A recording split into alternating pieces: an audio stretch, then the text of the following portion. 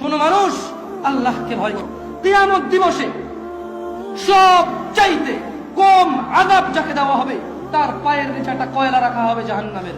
তার মস্তিষ্ক টকবক টকবক করে জ্বলবে, তার মস্তিষ্ক টকবক টকবক করে জ্বলবে।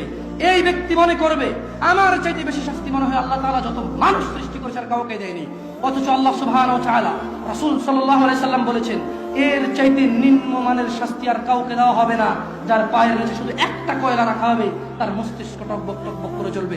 আল্লাহ সুবহানাহু ওয়া তাআলা বলেন, ইউবাসসিরুনহুম, ও মুহাম্মদ সাল্লাল্লাহু আলাইহি সাল্লাম আপনি দেখবেন অপরাধীরা যারা ঘুষ নিয়ে ব্যস্ত, সুদ নিয়ে ব্যস্ত, জিনা নিয়ে ব্যস্ত, মদ নিয়ে ব্যস্ত, জুয়া নিয়ে ব্যস্ত, মিথ্যা নিয়ে ব্যস্ত, আযানকে পরোয়া করে না, সালাতকে পরোয়া করে না, বেনামাজি হওয়াকে কুফরি মনে করে না। ইউবাসসিরুনহুম, আপনি দেখবেন ইয়াওয়াদুল মুজরিম, এই অপরাধীগুলো লাউ ইফতাদি মিন আযাবি ইয়াউমিযিন বিবানি, তারা আল্লাহকে বলবে, ইয়া আল্লাহ, ইয়া আল্লাহ এই ছেলেকে নিয়ে নেন, ইয়া আল্লাহ এই ছেলেকে জাহান্নামে দিয়ে দেন, আমার মুক্তিপণ হিসেবে আমি ছেলেকে দিয়ে দিলাম, আমাকে আজকে আপনি জাহান্নামের আগুন থেকে বাঁচিয়ে দেন।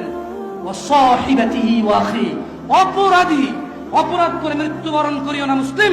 এজন্য আমি বক্তব্যের শুরুতে বলেছিলাম, ওয়ালা তামুতুন্না ইল্লা ওয়া আনতুম মুসলিমুন, মুসলমান ছাড়া মরিও না, খবরদার।